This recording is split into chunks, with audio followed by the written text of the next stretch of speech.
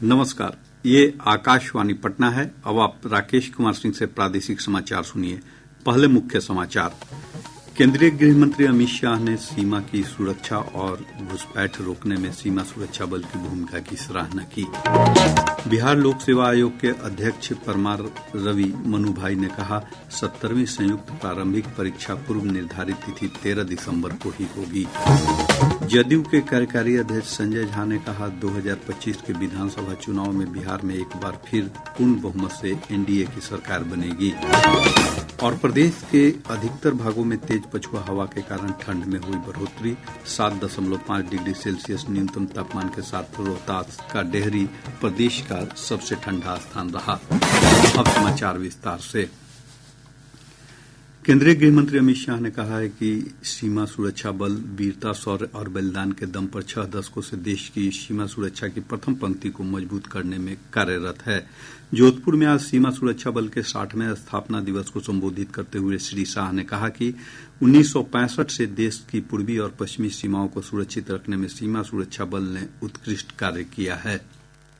सीमा सुरक्षा बल ने हमारी सुरक्षा को चाक चौबंद रखा है और ये देश की बढ़ती हुई सुरक्षा जरूरियातों आपके बगैर ये पूरी करना ये असंभव है। इसीलिए 25 बटालियन से शुरू हुआ ये बल आज 193 बटालियनों तक पहुंचा है और 2,70,000 जवानों की संख्या वाला ये विश्व का सबसे बड़ा सीमा रक्षक बल है।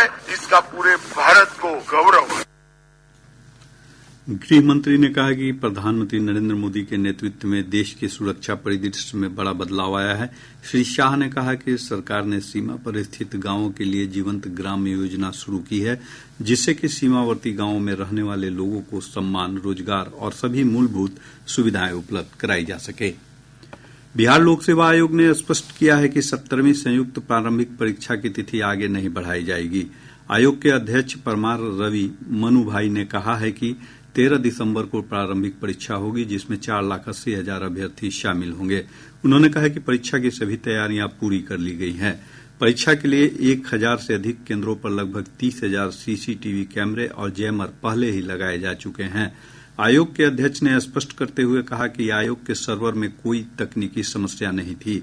उन्होंने कहा कि जब फॉर्म भरने की अंतिम तिथि 18 अक्टूबर से बढ़ाकर 4 नवंबर की गई थी तो 15 दिनों की विस्तारित अवधि में लगभग 1,40,000 से अधिक छात्रों ने परीक्षा के लिए आवेदन किया था। बीपीएससी अभ्यर्थियों के एक प्रतिनिधि मंडल ने आज आयोग के अध्यक्ष से मुलाकात कर सर्वर डाउन रहने के कारण फॉर्म भरने का समय और परीक्षा की तिथि आगे बढ़ाने की मांग की।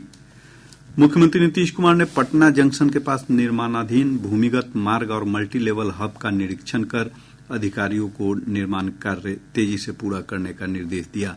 मुख्यमंत्री ने कहा कि इस भूमिगत मार्ग का निर्माण पूरा हो जाने पर लोगों को पटना जंक्शन पहुंचने में काफी आसानी होगी। निरीक्षण के दौरान पटना के जिलाधिकारी डॉक्टर चंद्रशेखर सिंह और अन्य संबंधित अधिकारी उपस्थित थे। जदयू के कार्यकारी अध्यक्ष संजय झा ने कहा है कि 2025 के विधानसभा चुनाव में बिहार में एक बार फिर पूर्ण बहुमत से एनडीए की सरकार बनेगी। आज कटिहार में आयोजित पार्टी के कार्यकर्ता सम्मेलन को संबोधित करने के बाद उन्होंने कहा कि एनडीए पूरी तरह से एकजुट है। उन्होंने कहा कि बिहार में विधानसभा चुनाव अपने समय पर होगा। देगी जहां पे आप देख रहे हैं कितना उफान है लोगों में, और अभी बाई इलेक्शन भी हुआ। लोग चाहते हैं कि नीतीश कुमार जी के नेतृत्व में फिर सरकार बने, और खास करके जो डबल इंजन की सरकार है केंद्र में नरेंद्र मोदी जी और यहाँ नीतीश कुमार, ये एक ड्रीम कॉम्बिनेशन लोग सोचता है। और बिहार को इतना अभी मदद मिला पिछले बजट में, तो सबकी के मन में है कि बड़े मार्जिन से यहाँ एनडीए की सरकार फिर से दोबारा बिहार में। उप मुख्यमंत्री विजय कुमार सिन्हा ने कहा कि राज्य की एनडीए सरकार सभी लोगों के विकास के लिए प्रतिबद्ध है। श्री सिन्हा ने आज पटना में संवाददाताओं से बातचीत में कहा कि पूर्व में महागठबंधन की सरकार में प्रदेश में जो जंगल राज था उसे समाप्त कर दिया गया है। उप मुख्यमंत्री राजद नेता तेजस्वी प्रसाद यादव के उस बयान पर प्रतिक्रिया व्यक्त कर रहे थे, जिसमें उन्होंने नीतीश बीजेपी की सरकार को लाठी डंडे वाली सरकार बताया था।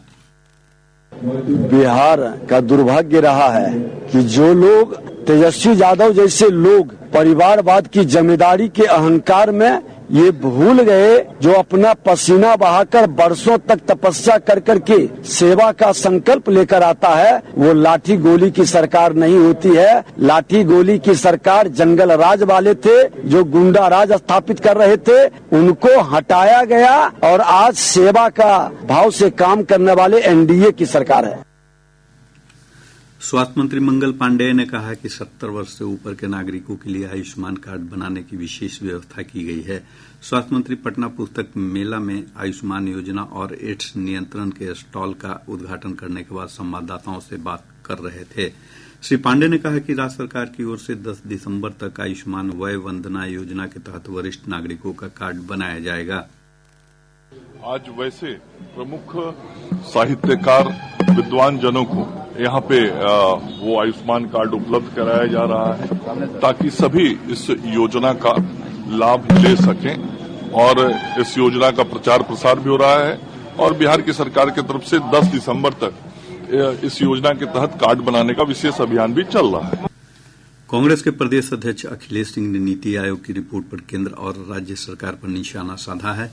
पटना के सदाकत आश्रम में आयोजित संवाददाता सम्मेलन में श्री सिंह ने नीति आयोग की रिपोर्ट का हवाला देते हुए कहा कि विकास के मामले में बिहार 36वें स्थान पर है।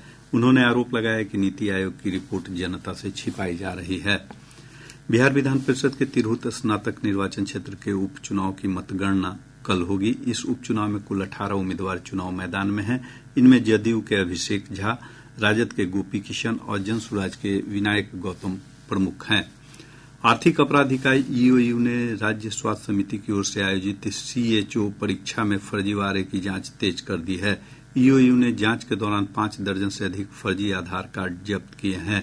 ईओयू के एक अधिकारी ने बताया कि जब्त आधार कार्डों की मदद से कितने बैंक खाते खोले गए और उनकी मदद से किन किन स्थानों पर पैसों का लेन देन हुआ, इसकी जांच की जा रही है। अधिकारी ने बताया कि कुछ लोगों के नाम मिले हैं जिनकी जांच की जा रही है।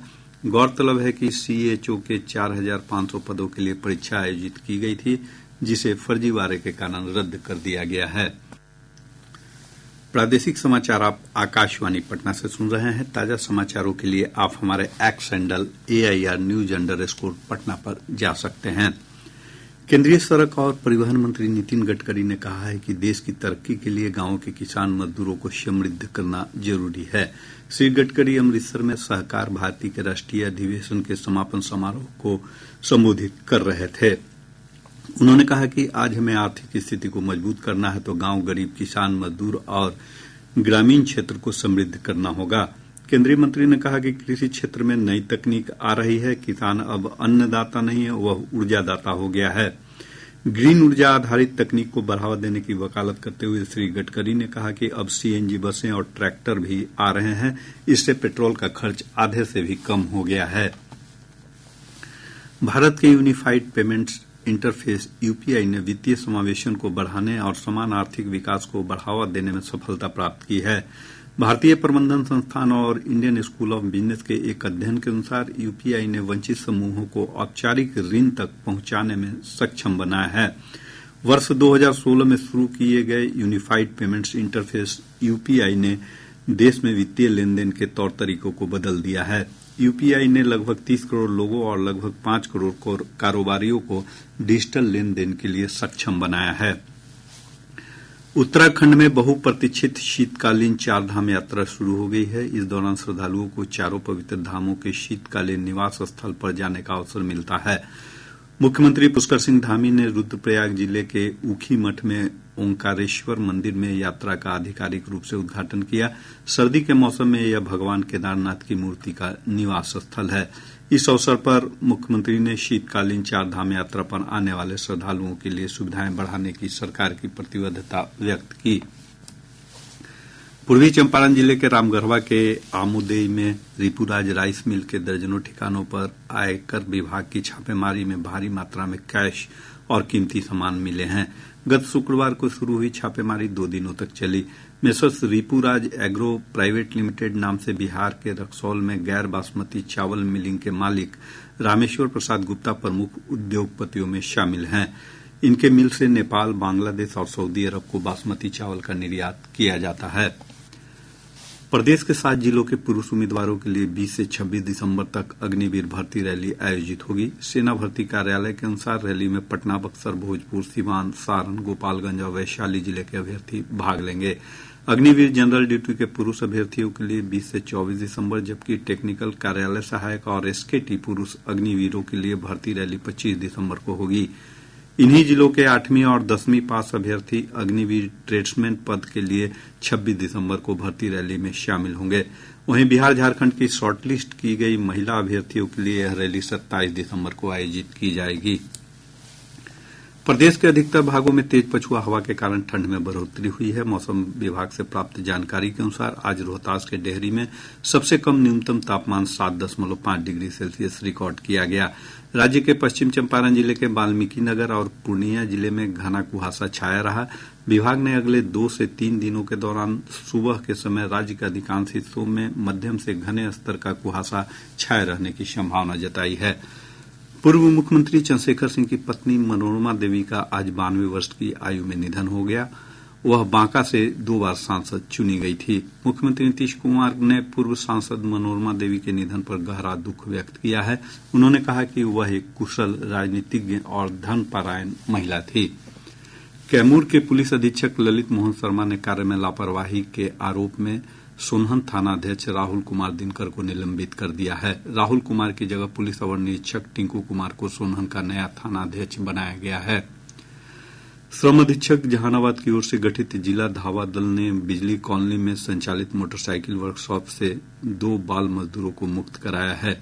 पश्चिम चंपारण जिले के गौतम बुद्ध सेतु पर जांच के दौरान पुलिस ने एक वाहन से 17 किलो गांजा के साथ 2 तस्करों को गिरफ्तार किया है।